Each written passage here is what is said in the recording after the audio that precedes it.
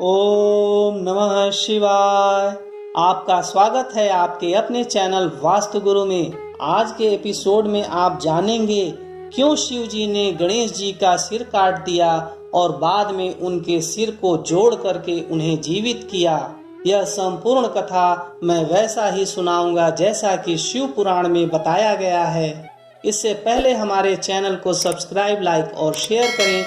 Notification bell all option में जा करके जरूर दबाइए, जिससे आने वाले एपिसोड की जानकारी आपको मिलती रहे। क्योंकि हमारा चैनल धार्मिक एवं पौराणिक कथाएं, व्रत, पूजा विधि, अनुष्ठान एवं वास्तुशास्त्र की सही जानकारी आपको देता है। हम आपको वही जानकारी देते हैं जो कि प्रामाणिक हो। माँ पार्वती ने अपनी मैल से गणेश भगवान को उत्पन्न किया और अपने प्रिय पुत्र गणेश को हाथ में छड़ी देकर द्वारपाल पद पर नियुक्त कर दिया और कहा, तात तुम मेरे पुत्र हो, मेरे अपने हो, अतः तुम मेरी बात सुनो। आज से तुम मेरे द्वारपाल हो जाओ। सतपुत्र, मेरी आज्ञा के बिना कोई भी हठ पूर्वक मेरे महल के भीतर प्रवेश न करने पाए। ब्रह्मा जी नारद जी को यह कथा सुनाते हुए कहते हैं, बेटा नारद, तदनंतर पार्वती नंदन महावीर गणेश पार्वती की हित कामना से हाथ में छड़ी लेकर गृह द्वार पर पहरा देने लगे। उधर पार्वती अपने पुत्र गणेश को अपने द्वार पर नियुक्त करके स्वयं सखियों के साथ स्नान करने लगी। मुनिश्रेष्ठ, इसी समय भगवान शिव, जो परम कौतुकी तथा नाना प्रकार की लीलाएं रचने में निपुण हैं, द्वार पर आ पहुँचे। गणेश उन पार्वती पति को पहचानते तो थे नहीं, अतः बोल उठे, देव, माता की आज्ञा के बिना तुम अभी भीतर न जाओ। माता स्नान करने बैठ गई हैं, तुम कहाँ जाना चाहते हो? इस समय यहाँ से हट जाओ। यों कहकर गणेश ने उन्हें रोकने के लिए हाथ में छड़ी ले ली। उन्हें ऐसा करते देख शिव जी बोले, मूर्ख, तू किसे रोक रहा है? दुर्बुद्धे, क्या तू मुझे नहीं जानता? मैं शिव के अतिरिक्त और कोई नहीं हूँ। फिर महेश्वर के गण उसे समझाकर हटाने के लिए वहां आए और गणेश से बोले, सुनो, हम मुख्य शिव गण ही द्वारपाल हैं और सर्वव्यापी भगवान शंकर की आज्ञा से तुम्हें हटाने के लिए यहाँ आए हैं। तुम्हें भी गण समझकर हम लोगों ने मारा नहीं है, अन्यथा तुम कब के मारे गए होते। अब कुशल इसी में है कि तुम स्वतः ही दूर हट जाओ। क्यों व्यर्थ अपनी मृत्यु को बुला रहे हो? ब्रह्मा जी कहते हैं, मुने, यूं कहे जाने पर भी गिरिजानंदन गणेश निर्भय ही बने रहे। उन्होंने शिव गणों को फटकारा और दरवाजे को नहीं छोड़ा। तब उन सभी शिव गणों ने शिव जी के पास जाकर सारा वृत्तांत उन्हें कह सुनाया। मुने, उनसे सब बातें सुनकर संसार के गति स्वरूप अद्भुत लीला विहारी महेश्वर अपने उन गणों को डांट कर कहने लगे। महेश्वर ने कहा, गणों, यह कौन है जो इतनी उच्छृंखल होकर शत्रु की भांति बक रहा है? इस नवीन द्वारपाल को दूर भगा दो। तुम लोग नपुंसक की तरह खड़े होकर उसका वृत्तांत मुझे क्यों सुना रहे हो? विचित्र लीला रचने वाले अपने स्वामी शंकर के यूं कहने पर वे गण पुनः वहीं लौट आए। तदनंतर गणेश द्वारा पुनः रोके जाने पर शिव जी ने गणों को आज्ञा दी कि तुम पता लगाओ यह कौन है और क्यों ऐसा कर रहा है। गणों ने पता लगाकर बताया कि ये श्री गिरिजा जी के पुत्र हैं तथा द्वारपाल के रूप में बैठे हैं। अब लीला रूप शंकर ने विचित्र लीला करनी चाहिए तथा अपने गणों का गर्व भी गलित करना चाहा। इसलिए गणों को तथा देवताओं को बुलाकर गणेश जी से भीषण युद्ध करवाया, पर वे कोई भी गणेश को पराजित न कर सके। तब स्वयं शूलपाणी महेश्वर आए। गणेश जी ने माता के चरणों का स्मरण किया। तब शक्ति ने उन्हें बल प्रदान कर दिया। सभी देवता शिव के पक्ष में आ गए। घोर युद्ध हुआ। अंततो गत्वा स्वयं शूलपाणी महेश्वर ने आकर त्रिशूल से गणेश जी का सिर काट दिया। जब यह समाचार पार्वती को मिला तब वे क्रुद्ध हो गईं और बहुत सी शक्तियों को उत्पन्न करके उन्होंने बिना विचारे उन्हें प्रलय करने की आज्ञा दे दी। फिर तो शक्तियों के द्वारा प्रलय मचाई जाने लगी। उसे देखकर वे सभी शिवगण भयभीत हो गए और भागकर दूर जा खड़े हुए। मुने, इसी समय तुम दिव्य दर्शन नारद वहां आ पहुँचे। तुम्हारा वहां आने का अभिप्राय देवगणों को सुख पहुंचाना था। तब तुमने मुझे देवताओं सहित शंकर को प्रणाम करके कहा कि इस विषय में सबको मिलकर विचार करना चाहिए। तब वे सभी देवता तुझ महामना के साथ सलाह करने लगे कि इस दुख का शमन कैसे हो सकता है। फिर उन्होंने यही निश्चय किया कि जब तक गिरिजा देवी कृपा नहीं करेंगी तब तक सुख प्राप्त नहीं हो सकेगा। अब इस विषय में और विचार करना व्यर्थ है। ऐसी धारणा करके तुम्हारे सहित सभी देवता और ऋषि भगवती शिवा के निकट गए और क्रोध की शांति के लिए उन्हें प्रसन्न करने लगे।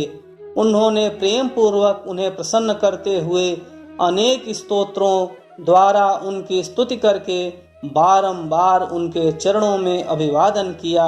फिर देवगण की आज्ञा से ऋषि बोले।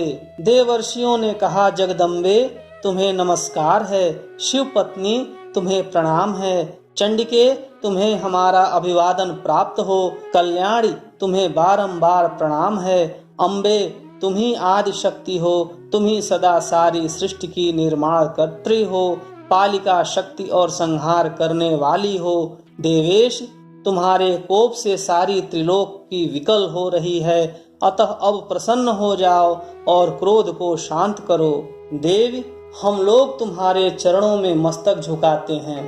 ब्रह्मा जी कहते हैं, नारद, यों सभी ऋषियों द्वारा स्तुति किए जाने पर भी परादेवी पार्वती ने उनकी ओर क्रोध भरी दृष्टि से ही देखा, किंतु कुछ कहा नहीं। तब उन ऋषियों ने पुनः उनके चरण कमलों में सिर झुकाया और भक्ति पूर्वक हाथ जोड़कर पार्वती जी से निवेदन किया। ऋषियों ने कहा, देव, अभी संहार होना चाहता है, अतः क्षमा करो, क्षमा करो। अंबिके, तुम्हारे स्वामी शिव भी तो यहीं स्थित हैं, तनिक उनकी ओर तो दृष्टिपात करो। हम लोग, ये ब्रह्मा विष्णु आदि देवता तथा सारी प्रजा सब तुम्हारे ही हैं और व्याकुल होकर अंजलि बांधे तुम्हारे सामने खड़े हैं। परमेश्वरी, इन सब का अपराध क्षमा करो। शिवे, अब इन्हें शांति प्रदान करो। ब्रह्मा जी कहते हैं, मुने, सभी देवर्षियों कहकर अत्यंत दीन भाव से व्याकुल होकर हाथ जोड़कर चंडिका के सम्मुख खड़े हो गए। उनका ऐसा कथन सुनकर चंडिका प्रसन्न हो गईं। उनके हृदय में करुणा का संचार हो आया। तब वे ऋषियों से बोली। देवी ने कहा, ऋषियों, यदि मेरा पुत्र जीवित हो जाए और वह तुम लोगों के मध्य पूजनीय मान लिया जाए तो संहार नहीं होगा। जब तुम लोग उसे सर्वाध्यक्ष का पद प्रदान करोगे तभी लोक में शांति हो सकती है, अन्यथा तुम्हें सुख प्राप्त नहीं हो सकता। ब्रह्मा जी कहते हैं, मुने, पार्वती के यों कहने पर तुम सभी ऋषियों ने उन देवताओं के पास आकर सारा वृत्तांत कह सुनाया। उसे सुनकर इंद्र आदि सभी देवताओं के चेहरे पर उदासी छा गई। वे शंकर जी के पास गए और हाथ जोड़कर उनके चरणों में नमस्कार करके सारा समाचार निवेदन किया। देवताओं का कथन सुनकर शिव जी ने कहा, ठीक है, जिस प्रकार सारी त्रिलोकी को सुख मिल सके वही करना चाहिए। अतः अब उत्तर दिशा की ओर जाना चाहिए और जो जीव पहले मिले उसका सिर काटकर उस बालक के शरीर पर जोड़ देना चाहिए। ब्रह्मा जी कहते हैं, मुने, तदनंतर शिव जी की आज्ञा का पालन करने वाले उन देवताओं ने वह सारा कार्य संपन्न किया। उन्होंने उस शिशु शरीर को धो पोंछ कर विधिवत उसकी पूजा की। फिर वे उत्तर दिशा की ओर गए। वहां उन्हें पहले पहल एक दांत वाला एक हाथी मिला। उन्होंने उसका सिर लाकर उस शरीर पर जोड़ दिया। हाथी के उस सिर को संयुक्त कर देने के पश्चात सभी देवताओं ने भगवान शिव आदि को प्रणाम करके कहा कि हम लोगों ने अपना काम पूरा कर दिया। अब जो करना शेष है उसे आप लोग पूर्ण करें। ब्रह्मा जी कहते हैं, तब शिवाज्ञा पालन संबंधिनी देवताओं की बात सुनकर सभी देवों और पार्षदों को महान आनंद हुआ। तत्पश्चात ब्रह्मा, विष्णु आदि सभी देवता अपने स्वामी निर्गुण स्वरूप भगवान शंकर को प्रणाम करके बोले, स्वामिन, आप महात्मा के जिस तेज से हम सभी उत्पन्न हुए हैं, आपका वही तेज वेद मंत्र के अभियोग से इस बालक में प्रवेश करे।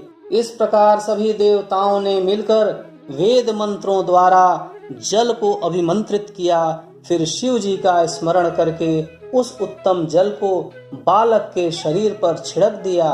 उस जल का स्पर्श होते ही वह बालक शिवेच्छा से शीघ्र ही चेतना युक्त होकर जीवित हो गया और सोए हुए की तरह उठ बैठा। वह सौभाग्यशाली बालक अत्यंत सुंदर था। उसका मुख हाथी का सा था, शरीर का रंग हरा लाल था, चेहरे पर प्रसन्नता खेल रही थी, उसकी आकृति कमनीय थी और उसकी सुंदर प्रभा फैल रही थी। मुनीश्वर, पार्वती नंदन उस बालक को जीवित देखकर वहां उपस्थित सभी लोग आनंद मग्न हो गए और सारा दुख विलीन हो गया। तब हर्ष विभोर होकर सभी लोगों ने उस बालक को पार्वती जी को दिखाया।